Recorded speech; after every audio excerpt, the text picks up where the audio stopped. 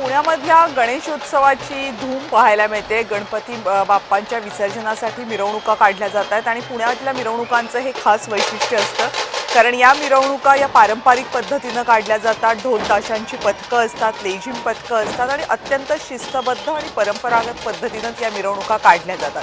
त्याचंच पुन्हा एकदा झलक दाखवणारी ही दृश्य। याशिवाय काही खास देखावे सुद्धा साकारले जातात या सगळ्या मिरवणुकांमध्ये। ते पाहण्यासाठी सुद्धा मोठी गर्दी असते। मानाच्या गणपतींचं विसर्जन झाल्यानंतर एकेका सार्वजनिक गणेशोत्सव मंडळाच्या गणपतींच्या विसर्जनाला सुरुवात होते। वेळ या सगळ्यामध्ये खूप महत्त्वाची असते, ती पाळली जावी यासाठी सगळ्या प्रशासनाच्या यंत्रणा आणि गणेशोत्सव मंडळांचे पदाधिकारी हे दरवर्षी प्रयत्न करत असतात। पण या सगळ्यात विसर्जनाच्या मिरवणुकीचा उत्साह कुठेही कणभरही कमी होत नाही। या सगळ्या संदर्भात आणखीन जाणून घेण्यासाठी जाऊयात माझे सहकारी सिद्धेश टाकवले सध्या पुण्यामधून आपल्या सोबत आहेत। सिद्धेश, कविता, मी एक गोष्ट सगळ्या आपल्या प्रेक्षकांसाठी दाखवणार आहे। हे दृश्य पाहतोय आपण, अतिशय सांस्कृतिक पद्धतीनं बाप्पाला निरोप दिला जातोय आणि हेच पुणेकरांचं वैशिष्ट्य आहे। मुंबईमध्ये मूर्त्या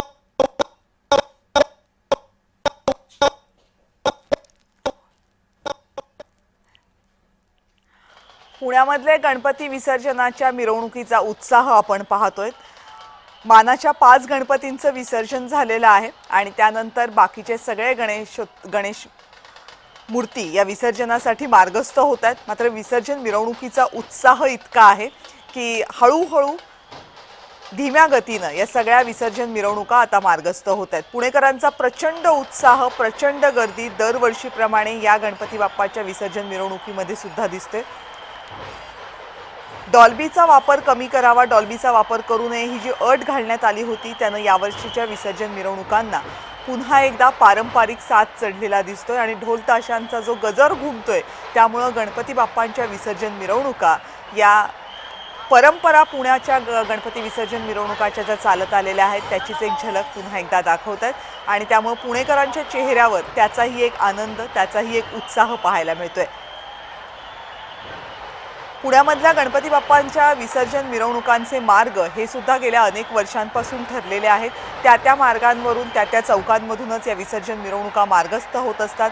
मानाचा पहिला गणपती म्हणजे कसबा गणपती, दुसरा गणपती तांबडी जोगेश्वरीचा, गुरुजी तालींचा तिसरा, तुळशीबागेचा चौथा मानाचा गणपती आणि 5वा मानाचा गणपती केसरीवाडा गणपती, या गणपतींच्या विसर्जन मिरवणुका पुढे गेल्यानंतरच बाकी सार्वजनिक गणपतींच्या विसर्जन मिरवणुका मार्गस्थ होतात। त्यामुळे या गणपती बाप्पांचं विसर्जन वेळेमध्ये झालं तर बाकीच्या विसर्जन मिरवणुकाही लवकर होतात। गेल्या काही वर्षांमध्ये, विशेषतः 2 वर्षांपूर्वी पुण्याच्या गणपती बाप्पांच्या विसर्जन मिरवणुका या काही तास लांबल्या होत्या। 24 तासांपेक्षा जास्त काळ त्यासाठी लागला होता आणि त्यामुळे प्रशासनासाठी, पोलिसांसाठी ही प्रचंड मोठी आव्हानात्मक परिस्थिती बनली होती।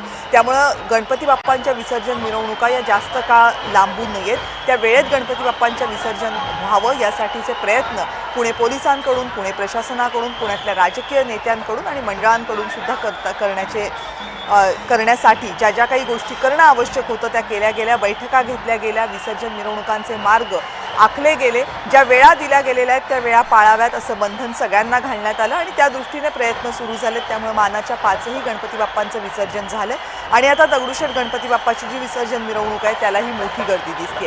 पुण्यामध्ये गणपती बाप्पांच्या विसर्जन मिरवणुकांचा जो उत्साह दिसतोय तसाच उत्साह मुंबईमध्ये सुद्धा दिसतोय। पुण्यामधला आणखी एक बाप्पा हा विसर्जन मिरवणुकीसाठी निघाला, त्याची ही दृश्य आपण पाहतोय।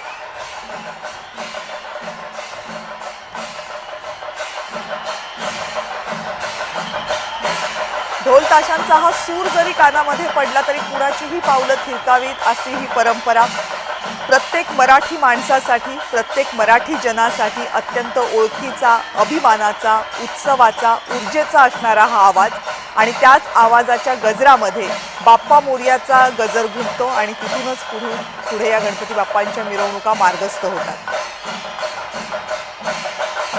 मानाच्या गणपती बाप्पांचं विसर्जन झालं, त्याची ही दृश्य आपण एका बाजूला पाहतोय। गुरुजी तालींच्या गणपती बाप्पाचं विसर्जन झालं, मानाचा हा तिसरा गणपती, त्याची ही दृश्य। त्यानंतर मानाचा चौथा गणपती, तुळशीबागेतला गणपती आणि 5वा गणपती म्हणजे केसरीवाडाचा गणपती, हेही गणपती एकामागोमाग एक आले। आज सकाळपासूनच विसर्जन मिरवणुकांना सुरुवात झाली। जी वेळ घालून दिली होती त्यानुसार सगळेच गणपती मंडळं ही आपल्या गणपती बाप्पांना घेऊन विसर्जनासाठी मार्गस्थ झाली.